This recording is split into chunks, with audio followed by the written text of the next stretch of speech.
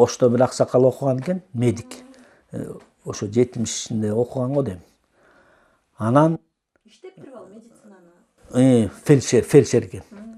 Анан улантып окуптур. Андан кийин Арабаевтан окуган го дейм, бир улутту башка экен. Унутуп калдымбыз. 80 жашында окуптур ал киши. Бирок ал өзү профессор эме ошондой билимдүү киши экен, анан уланткан го. Ошо ойлонууга эчтеке жок да. Баары балдарың иши бар, үйүң жайлуу, үйүңө келсең чайың бар дегендей. Тиги өзүң акчаң өзүңө жетет. Проблема тигини муну алып келем дебейсиң.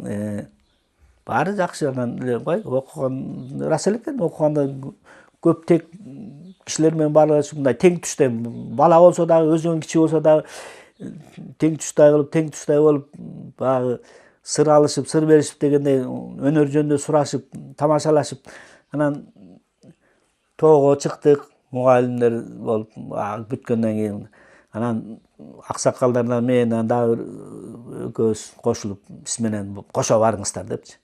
Мугалимдер жок десек болбой.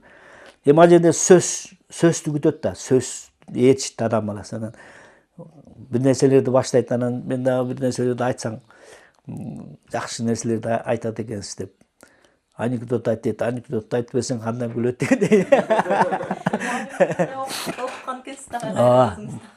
Мугалимдер экзамен бүткөндөн анан тамашалап дедим да. Ошону жана бир бала тарткандан айтпайм. Эмне кылып мугалимдерди күлдүргөнсүз дейт, эмеде жүрөт депчи. Фейсбук эменен, телефондон көрүп. Эмне дебей элем, бешиктен кабырга чейин билим ал деген хадис бар. Тиги дүйнөгө барганда сурайт экен. Анан окуп атканда кайсы мугалим 5 койду деп ошондо сурайт экен десем, мугалимдер күлүп атты. Мугалимдер кааткыр баары күлүп калды. 5 коюш керек. Тияктан сурайт экен, тиги үйүнө барганда дедим. Иманыңдан, билимиңди сурайт экен. Анан тиги кайсы мугалим 5 койду ошондо сурайт экен десем, мугалимдин баары күлүп. Бул тамаша, бирок жакшы сөз болуп калды. Күтүлбөгөн жерден айтып күлүп калышты. Дипломдук ишти жактап атканда кадимкидей эле. Кадимкидей сүйлөп, жазганды жазып, тартканды тартып баары.